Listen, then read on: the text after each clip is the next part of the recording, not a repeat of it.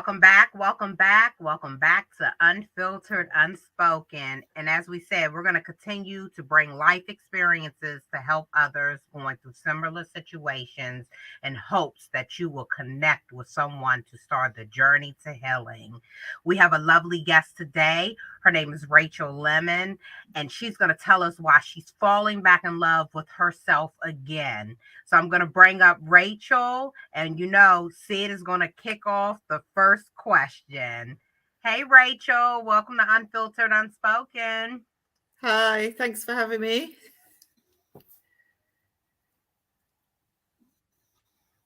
Oh, sorry. Go ahead, Rachael. Oh, do you want me to introduce myself? Yeah, go ahead. Come on. Oh, yeah, sorry. I thought Sid was going to ask me a question. Yeah, so I'm Rachael. I live in the UK. I worked in healthcare all my life. I was in a long-term abusive relationship for 17 years. And I think on reflection as well, like I had an abusive parent. I left healthcare, and that enabled me to leave my abuser and move away and start a new life. And now I do coaching, and I also volunteer for a project helping women for gender-based violence. And so, yeah, here I am. Wonderful. So, Rachael, let's start at the very beginning. In terms of your family structure, how was everything growing up? Did you suffer any trauma as a child, or any hardships as a child? So it's interesting. Like on reflection, like I never really thought about it until more recently, and yes, there was like my one of my parents had some sort of like narcissistic controlling behavior, and there used to be things that she would say to me and my brother, like, if you don't do this, I'm gonna do this. And if we had like a normal kids argument, it would be, you two are doing this to hurt me, or we were only little kids. So on reflection now, I kind of see that actually I did, and that's why when I had a relationship as an adult, I thought those behaviors were normal. So yeah, it's interesting because obviously you start to, as I'm sort of getting older now, you start to look back and sort of wonder why you ended up how you did. But I had a really good relationship with my dad. I still do. We were really close, and that's one of the things. My mum didn't like the fact that me and my dad are alike, so that used to wind her up. So I always used to get sort of stick for that. I think probably like historically, maybe my mum had a bad relationship with her mum, and that sort of passed on to how she then brought us up. Yeah, that's sort of affected. So as a child, I was very much a perfectionist because I was always striving to get my mum's attention. So, I was always achieving, like I played all the instruments. I was did sports, I did everything. Like I was proper, did everything. And I always wanted to like get my mum's attention. And I think sort of, that was sort of part of, how our relationship was, that I never felt good enough type thing. So I had a really good relationship with my nan, my mum's mum. She was like a mum to me. So I had some like good role models as well. So I was, kind of lucky. I always say like, half and half, I'm aware lots after sort of working in healthcare all my life, I've seen lots of people who just no one at all around them. So, I'm quite lucky that I've got my dad and that we've got a really good relationship and that he's always been really supportive, So yeah, I think that's probably sort of where I get some of my strength from. People say, oh, you're really strong, don't they, when you've lived through abuse? And I think that's just some of the core values that he's brought me up with. Mm-hmm. Yeah, and he still says that to me now, like every now and then if you get triggered and you have a bit of a wobble, he'll go, but you're strong, you can do this. Mm-hmm. So he's very much a bit matter of fact, but yeah, he'll be like, you're strong, you can do this. Mm-hmm. So did your dad ever notice the traumas that your mother was putting upon you? And out of all the things that you did to please your mother, did they ever please her? So No, I don't think even now, like I've done, I have gone on in my career to achieve like really great things. I've been awarded an honorary membership of the Royal Pharmaceutical Society for like my distinguished services for pharmacy. And like she's never even acknowledged it. So I think like even, I think basically, that was the whole thing. Fell on deaf ears type thing. Sorry, what was the last bit you just said about? Oh, I'm sorry. Yeah. So Did my dad recognize it? Yeah, did your dad recognize it? Yeah. Again, me and my dad have had a lot of conversations about it recently, and I think obviously he was treated like that as well. He never felt good enough. He could never do the right thing in that relationship as well. So in a way, obviously he's 6'5", he's a big guy. He wasn't ever physically beaten or anything like that, but he did have emotional abuse, I think, that he lived through. So it's something that we've discussed recently, because actually I can see some of the things that I went through. I can see that he went through that as well. And like I said, obviously it's not as common as it for guys, that especially like they would see like a big tall guy, back in those days it wasn't really seen as being wrong, was it? So like I said, as I've got older, I've sort of started to look and think, why did I think that my relationship was normal, and reflect on it a lot more. And I think that's one of the things why I'm quite passionate about. In the UK, they've changed the law that we start teaching people at college about domestic abuse and coercion and things like that. But they don't want to, it starts at 17. And like, in my view, that's too late. A lot of people have relationships that like, people fall in love, don't they? Their first love is like 13, or some people are even younger than that. So I think, we need to educate children before about these behaviours, because, by the time you're 17, it's kind of too late. And then you might have one abusive relationship, and then you go on and have more and more. And I think we've got statistics, I don't know them off the top of my head, but the stats in this country between 16 to 18-year-olds in abusive relationships is quite high. So it's quite I think it's kind of one of the things I'm quite passionate about, is trying to work with others to try and get into schools and like maybe start talking about the behaviors that aren't okay. And I think that comes from not just a partner relationship, but from our parents and our siblings and friends even. When you've got people at school that bully, that's all that kind of behavior. If it's normalized, then you go on and to take it into your relationships as an adult, don't you? Absolutely. And I apologize if you did say it earlier, but Americans sometimes a little ignorant. So in regards to the UK, where exactly are you from in the UK?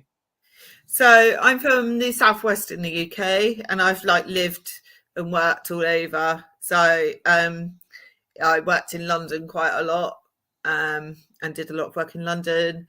I've worked and lived up sort of like in Manchester, Birmingham. So I've sort of, as soon as I was old enough, I left school. I went to college in Bristol, and then I went to uni up in Lancashire, which is sort of right at the top of the country.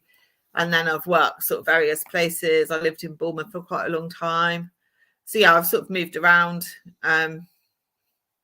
Now, for a matter of comparison, because what I like to do is like shine a light on the fact that issues with families don't always take place with poor families or low income, or even in serious bouts of abuse.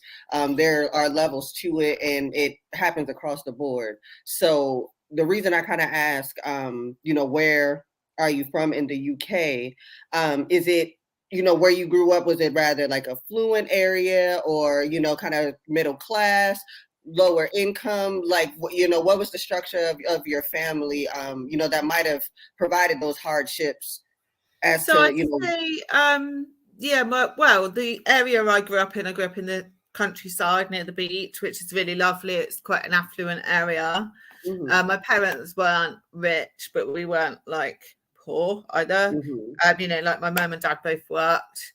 I suppose there were times when they struggled. They had like 4 children, so, you know, were expensive. But yeah, well, you know, I grew up in a really nice area. The school was nice. You know, I went to college, I went to university. So, you know, I had a good education. And I think, like you said, there's a misconception that it happens to people that aren't educated. And actually, I think, again, the statistics show that it happens more to women that are educated and in good jobs in this country. I don't know if it's the same in America, but actually it's almost like abusers target women that are successful and independent. It's almost like they get a bigger hit out of then controlling you and sort of bringing you down type thing. Yeah. And we use, for us, we run statistics off of the folks that we interact with. So it's a lot of different levels. We run into all different styles, classes, men, women. So we actually try to base statistics off of interaction and folks sharing their life experience. So we see all different levels of it. But I have a question. So going into from your childhood, let's enter into your 17-year abusive relationship. Can you start there and tell us how it started off and maybe when the abuse started? Yeah, so I kind of I didn't really have relationships as a teenager. You know, like I wanted to go to uni. I was focused. So I didn't want to get stuck here and fall in love and all of that. I wanted to go to college. I wanted to go to uni. So it wasn't really until I was a bit older, and then I'd sort of qualified. I'd got a job in a hospital, and I was working. And then I met him in a nightclub, and a bit naively, it almost felt like he was my soulmate, and like we fell in love at first sight type thing. And I suppose I wasn't massively experienced in love, but you know, it literally, that's how it felt. And it wasn't really long into our relationship. I didn't notice at the start, but when we first moved in together, which was about 3 months after, probably 3 or 4 months after we started seeing each other, because we lived in different towns, so he sort of moved into me. I was thinking about this because I thought you'd ask me. I remember the first time that he ever hit me was, I think I had got like too much makeup on or something, and I was sat on the bed and like he thumped me in the head, and I was just like in shock. And then he started crying and said that he didn't mean it, and he was suffering from depression and that it ran in his family. And we went to the doctors, and the doctor gave him antidepressants.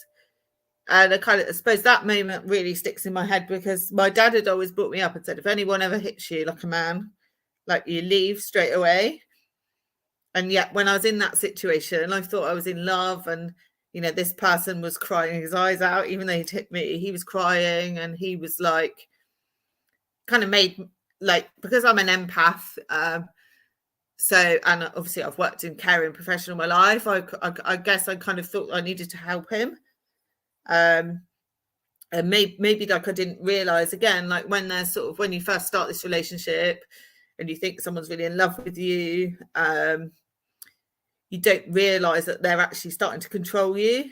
Again, like, it's easy now to look back and think like things like, he didn't like me wearing makeup, he didn't like me wearing high heels, he didn't like me having my hair a certain way, all of these things, because he thought that would make me attractive to other people.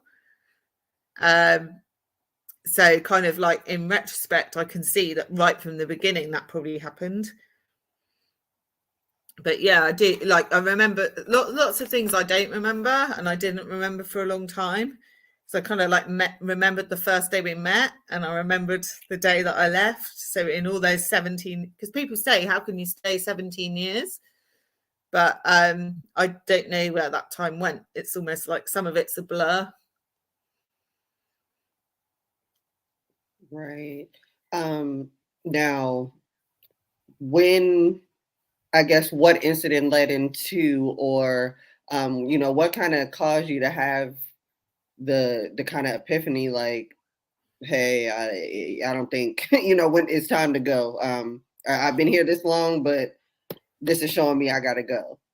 So the reason I actually got the courage to leave, I think one was because I ended up being off sick for a while, and during that time I lost my job.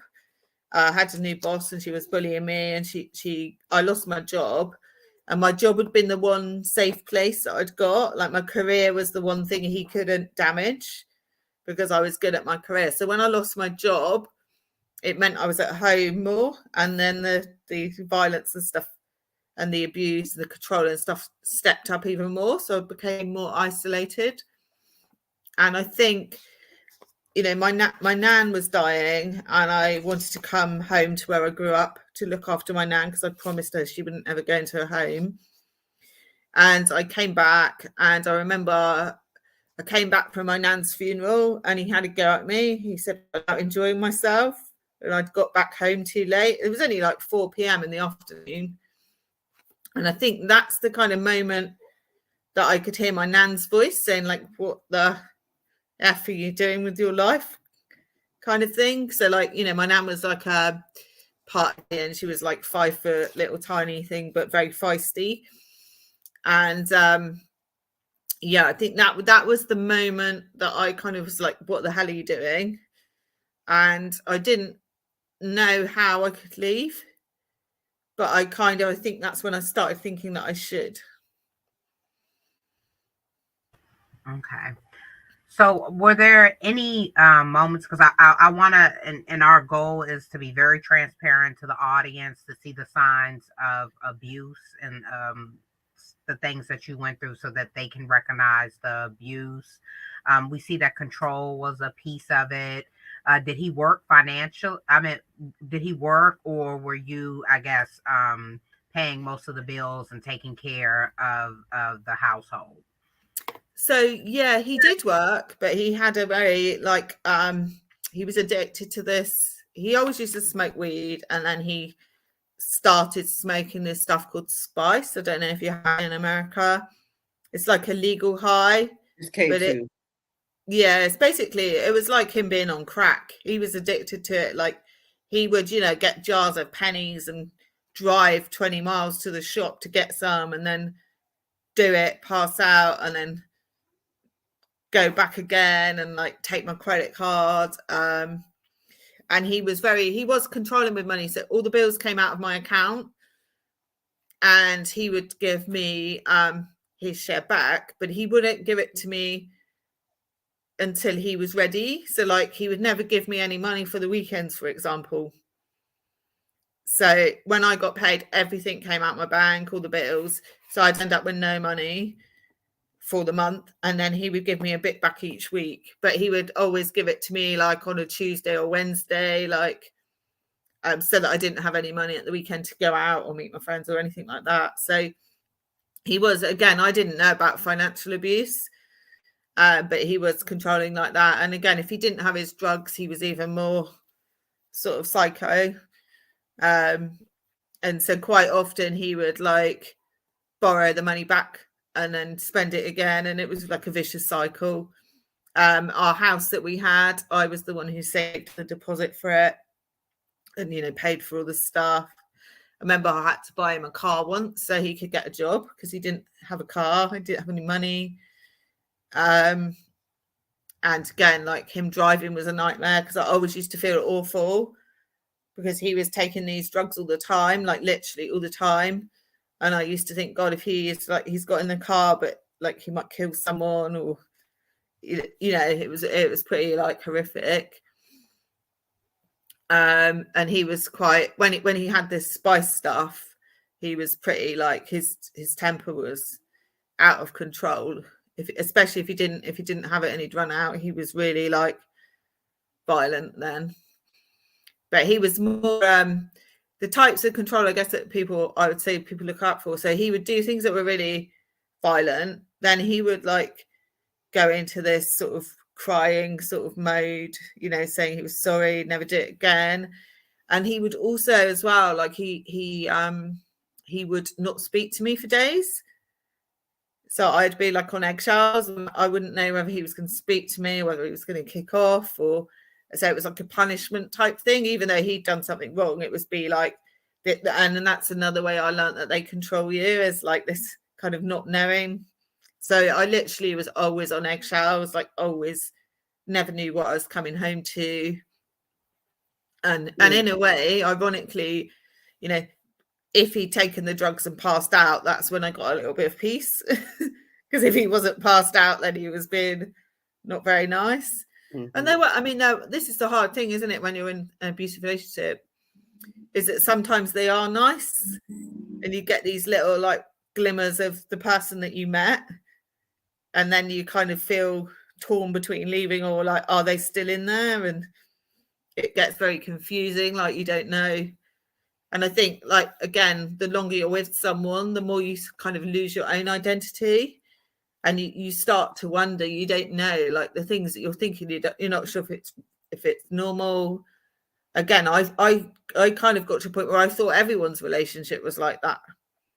You know, that everyone came home from work and, yeah, like if I didn't wash up well enough, he would stand behind me when I was washing up, and then he would put the dishes back in the sink and tell me that they weren't clean, and keep, you know, things like that. And to me, I always say that the sort of mental abuse was worse than ever being hit. I mean, it didn't hit me loads, but the times, you know, the mental trauma is much harder to get over. You know, like if you've got a bruise, it heals up quite quicker.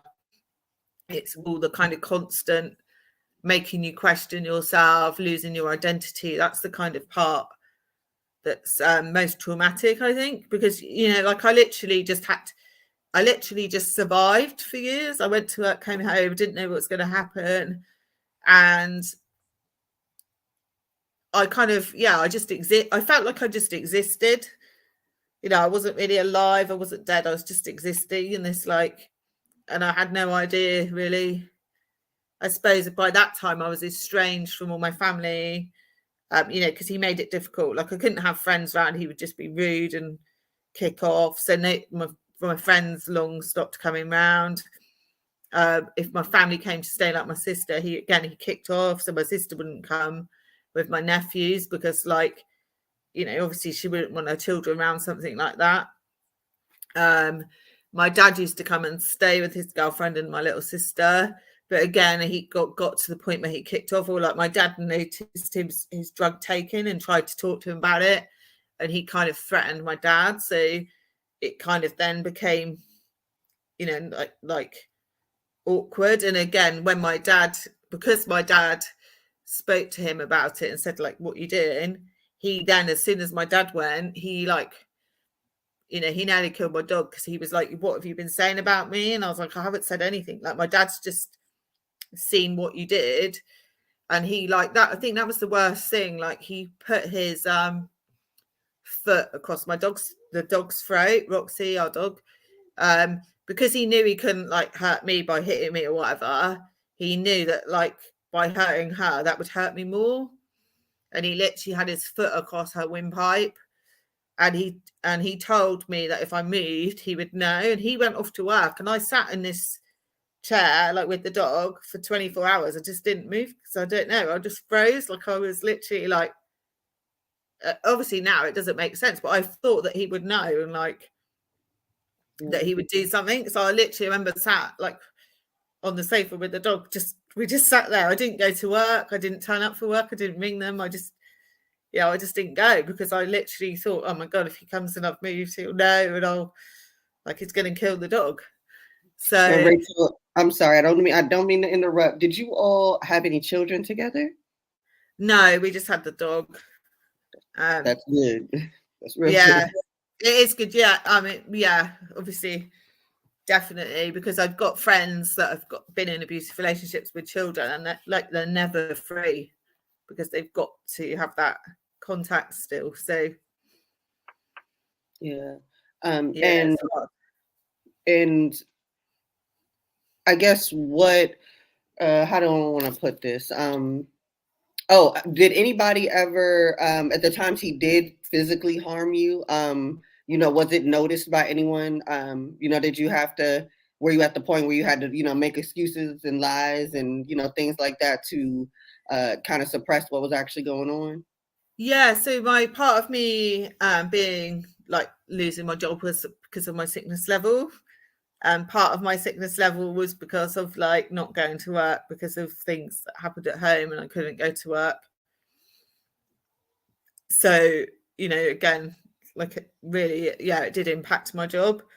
Although I was really good at my job, like I had more absence because I couldn't go in certain times. And again, I found out since that actually that's quite, the statistics are quite high that women are in abusive relationships have got higher sickness absence and then end up losing their job. So they become unemployable, which is one of the reasons why I kind of decided to work for myself, like moving forward, you know, like actually, because I think obviously I was going through a really horrible time at home, and then I had a boss that was bullying me as well, and I lost my job. So I think like the two of them together, it kind of like made me want to be as independent as possible for the rest of my life and not rely on anyone.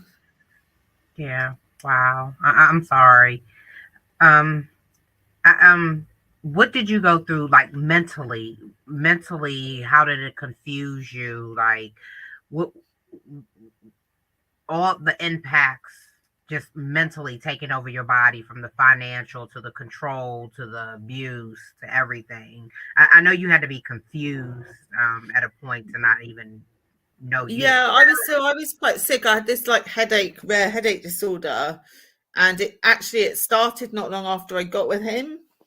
And you know, again, I didn't really think much about it. They said it may be hereditary because my dad had headaches, but actually, like after I left, it went away.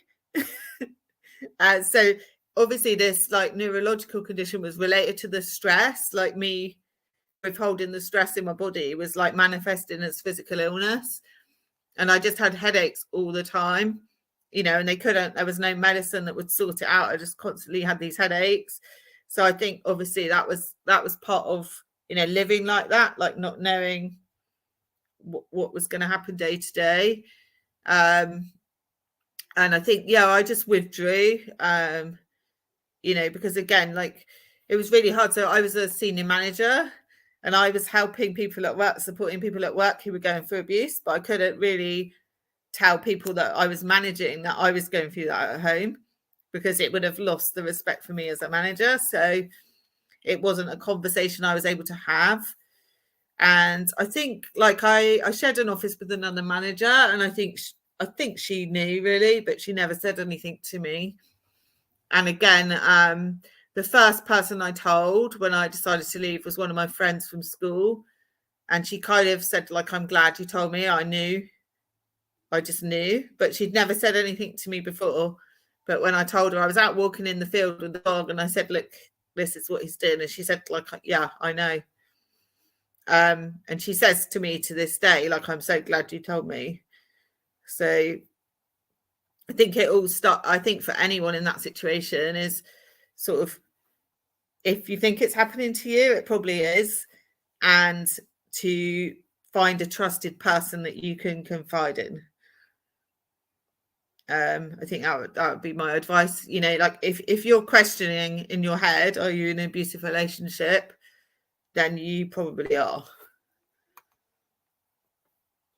So what was and I'd again like to ask just kind of these detailed questions for anybody watching going through the same thing. How did you kind of, you know, build up to you know, your kind of escape plan? What did you put in place? How did you, you know, get yourself out of that situation? Kind of step by step, what did it take? So I didn't have a plan, and that's again one of the things that I would say. I left when my life was in danger, and I didn't have a choice, and things had escalated. His behavior had escalated. I came home one day and he told me it was over. And he used to do that quite a lot. He used to try and sort of control me, like by going, I can get any woman I want, you know, I'll leave you, blah, blah, blah. He used to do that all the time. And like part of me used to think, oh, I wish there was another woman that would take you, like, you know, good luck. But I knew he was lying. And so one day he kind of said to me, it's over. And I don't know, I just had this courage, and I said, yes, it is.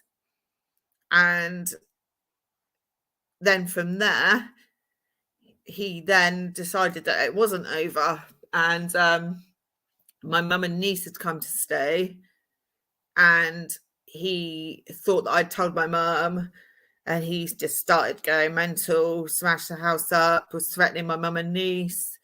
He went off and pretended that he'd taken an overdose, and the police picked him up and sectioned him. So that in our country, that's where they like send you to a psychiatric unit. And he was claiming that he was mentally unwell, and that was why he was behaving like he was. But the psychiatrist told me that he hadn't actually taken an overdose. There was no drugs in his blood system, and he wasn't mentally unwell. He had drug-induced psychosis, which they said was his own choice to take the drugs. So that was then, so the police were supposed to keep him in custody. They said that he was sectioned for initially 72 hours, and then they said that he would be locked up for a week, and less than 8 hours later they'd let him out. And all the way he kept ringing and ringing, so I had to just, I got in my car, like, so my mum was there, just got my tiny little suitcase. It was all blue, so I had my little blue cabin case, my dog, my laptop, got in my car and left. I was petrified because I knew that he was like going to kill me. That's what he told me he was going to do, and I believed him. So I literally, because I was scared to death. I lived in the countryside, like the garden was massive. He could have been anywhere. So yeah, I was petrified. So I got in the car, and I never went back. I went back once with my mum to get my stuff, and that's when he really tried to kill me again. And my mum, that was the first time I think my mum saw what he did. And I don't think until that point she'd ever realised like what I'd lived through. You know, he smashed through the double glazing windows, smashed the house up. Again, I had a bad experience with the police because he started crying, saying I'd broken his heart and left him. And the policemen were almost like patting him on the back, going, "Oh, poor you." And he literally, again, they said that he, although the stuff was mine, they were said that like because we lived together, he had the right to smash the house up. If he wanted to smash his stuff up, he could. So again, the law in our country is very like, doesn't really support, I don't like the word victims, but it doesn't support people that are being abused. You know, that's very much in favor, seems like it's in favor of the perpetrator. And that's not just my experience, that's lots of people that I know's experience. You know, say like someone tried to just hit you, strangled you, whatever. Quite often, I've spoke to other women as well, and the police will say it's your word against theirs because there's no witnesses. So it's, there are they're putting more laws into place in this country, but they are just laws. They're not actually implementing them. In real life, it's not really, you know, they're not educated enough to like put them into action. So I think it feels like it's a tick box exercise from the government. So like they've got laws about coercive control and things like that, but actually when it comes to it, it's on you to have the evidence. And like how many women that have been in abusive relationships for years are going to be strong enough to have that evidence? And the percentage of prosecutions is like tiny. I think it's like 1% or something ridiculous. So actually going to the police is traumatic as well because you're interviewed like you're the criminal, and then actually nothing comes of it. So you pretty much felt unprotected. You're walking in like a hostile situation. So him trying to kill you, what did he exactly do? Because now he's doing this in front of your mother. So he obviously, he doesn't care. And there's like something psychological going on. Did you ever talk to his family? Did they ever tell you something was wrong with him? So it's funny. So all of our relationship, his mum used to stay. That was one of the only people he would let stay. And she did know. And she used to say to me, if you ever decide to leave him, I'll support you. And then she was there one day. I had to go to hospital in London. I was there for a week, and she'd stayed at the house with him, and he'd scared her to death because he wanted these drugs that he was on, this spice, and he'd made her go in the car with him, and she was petrified. And when I got back, he got really drunk. He smashed the house up. So I've just been really ill in hospital. He made it all about him. He literally smashed the house to pieces. He took so many drugs that he had a seizure, had to get the ambulance out. I don't really know how he survived. He was literally having a seizure for like half an hour from taking these drugs. And like, I've never seen anyone have a seizure for that long and not be permanently damaged. The paramedics came, and he was aggressive to the paramedics. And so they went. And he like smashed my head into the wall, and his mum was watching. She was like screaming though. She was making it worse. So I told her to go away, because she was just like stood in the door, and like whatever she was doing was making the situation worse. And then like the next day, he pretended that he didn't know anything about it, that he couldn't remember. And I think that was a pattern of that, you know, like, oh, I was on drugs, I was doing this, I don't know what I did. When I think really he did know what he'd done. And so again, that time then we all went to a psychiatrist together, because he tried to say again, he was like, oh, I think I've got bipolar disorder and all of this, you know, like he literally, the house was smashed to pieces. He'd done all this stuff. He said that he couldn't remember the paramedics coming, all of this thing. So we went to see another psychiatrist, and the psychiatrist said the same thing, that there was no mental illness, that it was, you know, it was his drug taking that made him violent. They did say that his childhood, obviously, things that happened in his childhood, you know, affected him. But we've all had things in our childhood that don't mean we all go on to be abusive and aggressive. So, you know, I obviously I understand that there's a pattern sometimes that people grow up in an abusive relationship household, and then they repeat what they've learned. But he was aware, like he always used to say to me that he wouldn't drink, because when his dad was drunk, he would be aggressive to his mum. So he never drank, but then he chose to take drugs, and that made him probably way more aggressive than his dad ever was. So again, like on reflection now, I think I can see that his mum was actually the narcissistic one.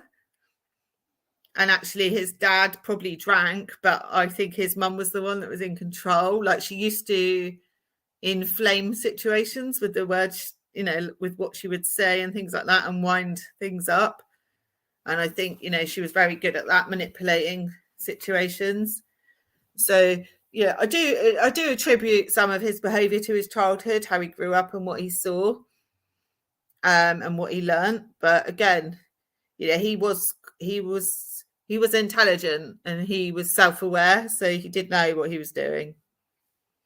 Have you ever seen him be physically violent with anybody else outside of the house, outside of the like ambulance, the EMT squad, or have you seen that behavior towards anybody else? So he didn't have. I knew that he'd had a knife to his dad's throat. He said that was to do with his mum, and something had happened with his mum. And I do know that he'd said that he'd had fights with when he'd been out partying with his friends and different, you know, like blokes do. And now it kind of, I remember him saying to me that he was seeing this girl, and I think he must have hit her or something, but I don't think it was a relationship, but something had happened and she'd annoyed him and he'd hit her. But he kind of like, it was a very short story, but like in retrospect, again, I can remember now him saying that. So I don't think I probably had the whole story. As far as I knew, he hadn't really ever had a proper girlfriend before. And like I was his first serious relationship. So you pretty much, and that sounds like the easy moving in, him moving in after months. Did he persuade you to move in after a few months? Was it his idea or was it your idea for him to move in? And then in the relationship, how long did it take you for to marry him? Because in some aspect, you probably felt as though that was love. So we didn't get married, but we were like living together. I think like because we lived in different towns, and like I said, I thought he was my soulmate. He was telling me I was his soulmate. Literally, when we weren't together, we were on the phone all the time. He would come down and stay, and it just kind of made sense. I guess it just happened. Like he just, he just moved in. He had a job that he could leave, and he got a job where I live, so he just kind of moved down. I guess it was a mutual decision at the time. Like I said, I didn't recognize early on, and I think like now again I've learned about love bombing, which I didn't know about then. So like when they're telling you you're the most amazing person they've ever met and all this stuff, but actually that's just a crock of stuff that people do to get in. I didn't know about that before, and actually I probably in hindsight I don't really know anything about his history. I know what he told me, but I don't know if any of that's true or not. I think we've got this thing called Clare's Law now in this country. I don't know if you're aware of it. So, for me moving forwards, if I was going to date again, I would find out someone's history through this law. So if you've been in an abusive relationship, you can tell the police and you can give them the name. And then if there's something to disclose, they will give you that information. Obviously, if there's nothing to disclose, then that person's never been arrested before, or which is a sad way to live. But I think when you've been in abusive relationships, it's kind of important that you do the background check because it can save you a lot of heartache. Absolutely. Now, how pretty much what was like the launch pad to getting you to your self-employment and working for yourself and doing what you're doing in regards to helping people heal and even with your own healing? What kind of sparked that inspiration? So when I left, I was doing some teaching online. So I was able to just, like I said, take my laptop and my dog and my little suitcase, and that was enough to work. And then during that time, I sort of had a year. I bought an old house, started doing it up, was working. I was working in nightclub as well. Trying to make new friends, because I was like in my 40s and starting over.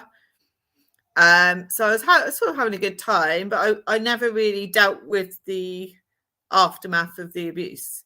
I kind of like put it to the back of my head, was like, kind of put it in a box and left it. And then I sort of got ill, like physically ill. I've got a mass in my bone. And they said to me, like, have you had a trauma? So I thought that they meant like, a seatbelt trauma, like a car accident or something. And I was like, no. And then it sort of transpired that actually it's part of, it's like an autoinflammatory disease, which can be exacerbated by trauma, like abuse trauma. So that kind of made me start to sort of realize that I had to face up to my past, because otherwise I wasn't ever going to be able to get better. And that journey, the disease I've got is incurable, but that journey did lead me to look at more holistic medicine. And it also came to a point where I had to take a break from work, and I was working lots of hours. And I suppose it made me just reevaluate my lifestyle completely, and like making sure that I did things that, brought me happiness, and I was only around people that where we had mutual relationships. So yeah, that's kind of how I ended up reconnecting with my spiritual. I've always been spiritual, Like my great aunt was a psychic healer, and I kind of think when I got sick, first of all, I was waiting for medicine, like they said about chemo, different things, and then that wasn't the right avenue. So I was then looking for ways to heal myself, and I think I kind of clicked then, like, oh, what about, you know, like energy healing type thing. So it kind of led me to look at alternative therapies. So I trained in Reiki, although I don't really, I'm a bit more freestyle, because I remember my auntie used to teach me to like make an energy ball and like, you know, use the sort of warmth for healing. So yeah, I'm not and I think I guess that's like, I'm not religious, but like, you know, I believe in like the universe, the universal laws, and I think that kind of probably is what gave me my strength, that I always thought somehow, I don't know how, and I still don't, but that things will always work out how they're supposed to, and that, you know, you go on your journey for a reason, even if it doesn't seem like it at the time. So, you know, it was quite important to me to share my story to help other people. And like, again, one of the things that I never knew, and I'm educated, was that you should have a plan and leave with a safety plan. And I just never knew that. So I left with, you know, like he had my passport, my birth certificate, everything. So he made it really difficult for me to start again, because I didn't have even those basic things. When I left, I couldn't get them. So, you know, things like getting a new bank account or getting a property, you know, you can't do all that without a passport and birth certificate.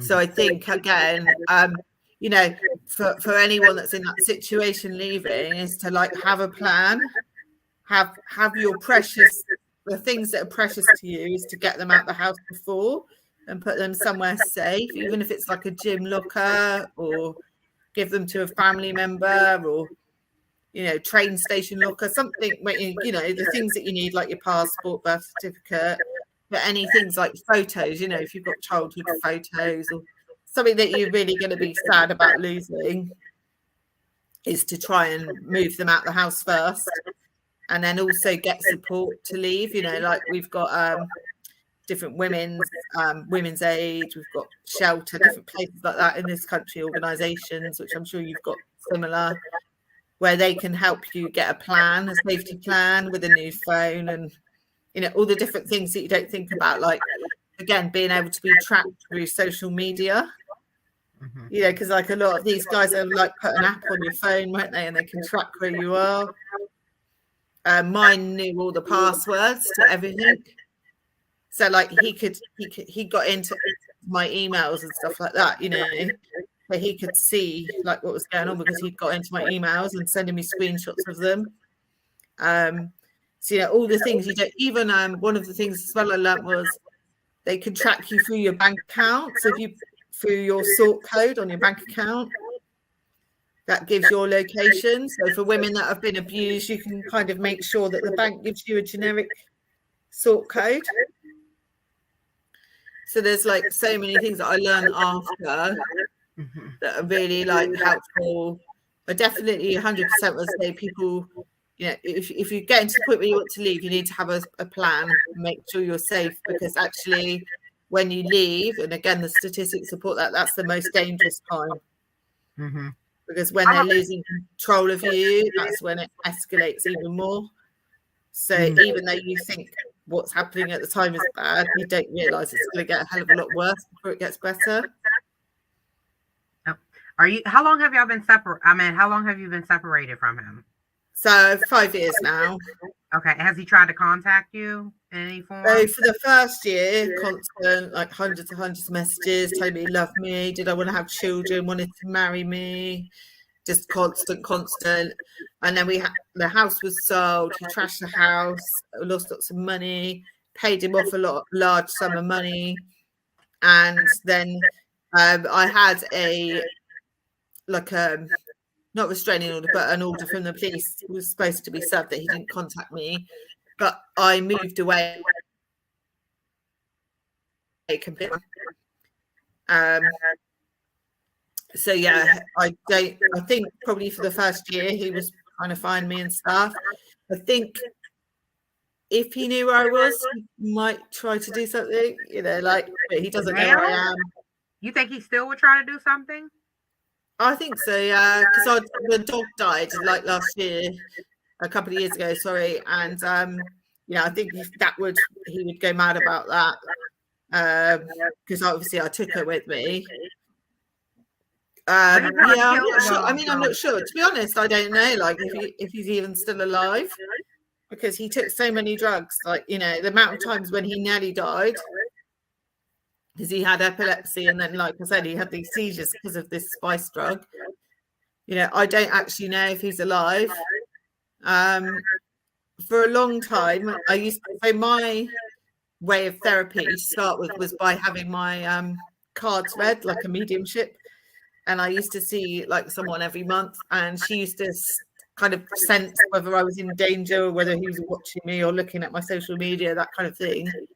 And then there did come a point where she sort of said she felt like I was safe. She felt like the energy had changed. So yeah, some people might think that's bonkers, but no, because he probably found another victim. That's the thing.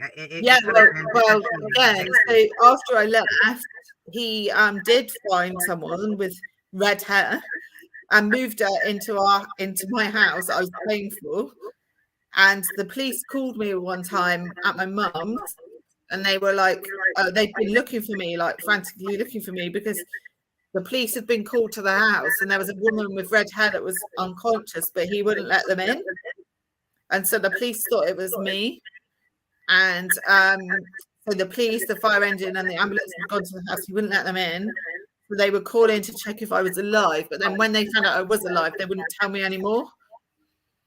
So all I know is that he had a girl with red hair that he moved into the house, like quite soon after I left. And she probably was getting all of the abuse. He probably was taking all of his anger out on her from you leaving. I could only imagine. So she was sending me abusive text messages saying that I've done all this stuff to him, and she was like living in my house, using my stuff, my clothes and hair stuff, everything, which was really weird. But she said that she worked for the police, and she kept sending me all these abusive messages, and I rang the police, and they said that she didn't work for them. So I don't really know what happened. As far as I know from my old next door neighbor, they were both taking drugs, maybe like heroin type drugs, and she OD'd. And they thought it was me because of the hair. Like, they looked through the window and they saw the red hair and they thought it was me. But because of confidentiality, once they knew it wasn't me, they weren't able to tell me anymore about the situation. But at the same time that he was with this girl, he was still texting me like hundreds of times, telling me he loved me, ringing me up, saying he'd seen my car and all of these things. Yeah, so it was quite. He was just trying to use her to get over you. And I probably would have made an argument like, if it's happening in my house, I need to know what's going on, like regardless of whether I'm there or not. Like, oh yeah, I did try. Yeah, I did say like, like if there's a dead body in my house, I need to know because I'm trying to sell it. But the police aren't having any of it. Again, like it's all like it's not in your favor really. If you've suffered from abuse, the police don't really support you, in my experience. So I understand confidentiality, but yeah, like I didn't know if someone died in my house or not. It's crazy, isn't it? Yes. So, Rachel, as we are coming up on our hour mark, I want to take a moment to do what we call shameless plug here. So as you can see all of your information scrolling below, you can just let our viewers know what it is that you are working on, what you currently have, as far as products, merchandise, projects, where the people can find you or utilize your services, and you have the floor. Okay, so me personally, I use my Instagram and I use my LinkedIn mostly, and I do writing. I do so healthcare leadership, empowering women, and I've got the journal EmpowHER, so I share stories from women that are in, again, because women in leadership, it's like the percentages are so low. It's trying to empower women to become leaders. And Also, I'm doing like work with different domestic abuse. So I volunteer for something called the Sorella Project, which is it's part of rape crisis, and it's supporting women that they've had the initial therapy, and it's about helping people integrate back into life. You know, like making friends and starting to get out of the house again and doing all the things and building their confidence. So that's one of the things that I do. I write for various journals about domestic abuse and things like that, and trying to start the conversation, collaborate. There's lots of, I don't know if you know, they're called community interest companies in this country. So a CIC. So there's lots of different people that have started them off, abuse victims. So I'm kind of helping someone called Layla, and she started this movement during lockdown. So Layla, please tell my story. And it's women speaking on video, sharing their story. So I'm going to be like doing her next series, which she's filming in London. And so again, just raising awareness of domestic abuse, a bit like you, sharing our stories, supporting each other, showing people that after you've left, you can not just survive, but you can thrive. And so you can find her on, I've sent you a link. You can find her on Instagram. So I've created some journals. I like design a lot of stuff. So I've created some journals for healing. So like looking at your self-worth and just building your confidence again. So they'll be available on my Instagram for anyone that wants to download them. And I think it's just kind of like, you know, like I said, I've just written for another journal, someone in, I think they're in Holland, but it's again, it's around raising awareness of abuse. So I've written about equality and equity and intersectionality. And then I've also, the next article I've written is about vicarious resilience, because we talk about vicarious trauma, which is like when people are bonded through the trauma, but actually bonding through that trauma can then make us more resilient. So like, you know, sharing our stories empowers us and sort of makes you realize you're not alone and that there's not something wrong with you. So I think it is really just, like I said, I collaborate with lots of people and we try and get the message out there, you know, that there's nothing wrong with you and that there is support, and just be somewhere that people can reach out to. So I think through writing about my experiences and sharing them, I get quite a few people reach out to me, and they're like, I'm the first person that they've told. And then I can signpost them to the right charity. Because if they're in a different part of the country to me, you know, I can signpost them. I can make sure that I put them in touch with someone that can help them. And also sometimes it's just telling someone.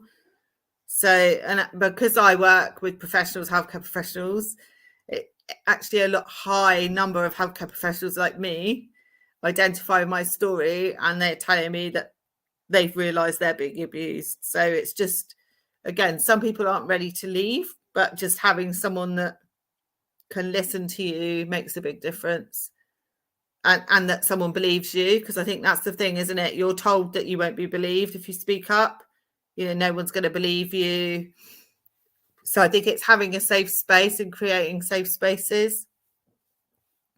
So yeah, I think it's through collaboration, isn't it? Because like we need to all join together to like make a big change. You know, we can all make little incremental changes, but the big power is in everyone joining together and sort of changing the world, kind of thing. Might sound a bit dramatic, but you know, it's how we take our power back, isn't it? By speaking about it and not being silenced and not being ashamed. You know, I've had people like literally they don't speak to me anymore because it's like they look down on me because of what I went through. Like, why didn't I just leave? I think that's one of my biggest things that I write about, is like, why didn't you just leave? Actually change the conversation. Why didn't they just stop? Because no one asks that question, do they? It's always, why didn't you just leave? If it was that bad, why didn't you just leave? It's not that easy all the time, and people don't understand. And you know, we talk about that a lot too. some people, it's once you're deep into something, it's actually harder to leave the situation, especially if there's an attachment to property and certain other stuff. It's not. Yeah, well, it's hard, it's hard, isn't it, to leave with, like, you've got to leave everything you own behind, you've got to leave your job, you've got to leave. I've spoken to women that have had to leave their children with the abuser because they can't leave otherwise. So, that's, wow. I mean, can you imagine being in that situation where, like, the only way for you to stay alive is to leave your children with the person that's abusing you? Yeah. And then the guilt and trauma you've got to go through because of that as well. And again, with pets, there's no shelters in this country that take women with pets. So, like, for me, I would not have got through what I went through if I'd have had to leave my dog with him, because I would have just thought he would have killed her. Yeah. So, like, I just wouldn't have been able to get through it. She was my strength, my rock. And, and I know lots of people like that, either whether it's a cat or whatever animal it is, that's what's kept them going. So I think, I'd love to leave a legacy where I leave some houses where women can go with their animals and kids, whatever they need to take with them, they can go and be safe, like in the middle of nowhere. Because again, we've got no shelters, like everything's full up in this country. I spoke to a lady at Christmas and she needed to leave. There was literally nowhere, not even a space in a hotel. She was just going to take her cat and sleep in her car. And it's a horrible situation to be in, isn't it? It's heartbreaking that that's where we are. Yeah, it's really hard. It is. I want to chat with you after we get off of here, Rachel, or we could continue the chat later, because it's late for you. It's all actually 12 o'clock for Rachel right now. So we want to thank you for tuning in. I know you have to be exhausted. I usually do a plug of give advice, but you actually gave advice throughout the podcast interview, and I appreciate that. And this is Rachel. This is actually her first on a podcast interview. So thank you for sharing it with Unfiltered Unspoken. We truly, truly, truly appreciate it. I wish we could go long. We're at time, Rachel. So I want to chat up with you because it's some other work that we're doing, and I would like to pull you in. But we want to thank you for sharing your life experience with Unfiltered Unspoken to help someone else in hopes that they will start the journey to healing, because you went through a lot, and it's a blessing that you're still here. And look at you, you're beautiful, and you're standing before us. And your testimony is powerful. So we want to thank you. Hold 1 second. I'm going to close out. Again, Sid, thank you for your awesome work and all that you do. We want to thank you for tuning into Unfiltered Unspoken. It was something that Rachel said that I want to repeat, and that was, if you question if you're in an abusive relationship, you probably are. And she also said, try to have an exit plan. She did not have an exit plan, but it's very big, and you've heard us mention this before. Try to create an exit plan. Try to go to someone that you trust, that you can talk to, and quietly try to get out of the situation so that you do not get hurt exiting. We're going to continue to share life experiences. We're going to continue to get the message out. We hope that Rachel's life experience will connect with you so that you can start the journey to healing, especially if you're in an abusive relationship and you're going through financial abuse, control, verbal, emotional. You're dealing with some with a drug addiction. Rachel went through it all. So I hope that her testimony touches you. And thank you for tuning into Unfiltered Unspoken. And as I said, Sid and I is going to keep bringing it to you, so you get ready. This is far from the end. Thank you for tuning into Unfiltered Unspoken.